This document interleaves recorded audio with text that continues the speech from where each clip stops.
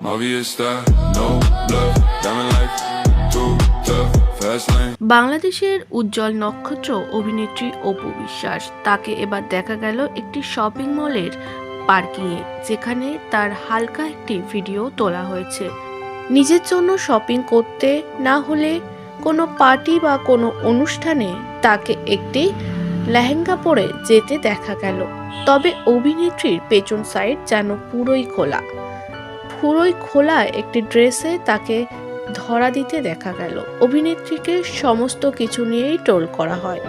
অপু বিশ্বাসের এই ড্রেস দেখে অনেকেই বলেছে, বাবা, অপু বিশ্বাস তো দিন দিন নিজেকে অনেক খোলামেলা ভাবে ধরা দিচ্ছে। হয়তো তিনি সিঙ্গেল মাদার বলে তাকে বলার কেউ নেই। কেউ কেউ লিখেছে, পেছনে কিছু তো পরেইনি, একটি ওড়না দিয়ে জাস্ট ঢেকে রেখেছে, ওটা দেওয়ারও কি দরকার ছিল। নায়িকা বাংলাদেশের, তাকে সর্বদা মাথায় রাখতে হবে তার সমস্ত কিছু নিয়ে ট্রোল করা হয়।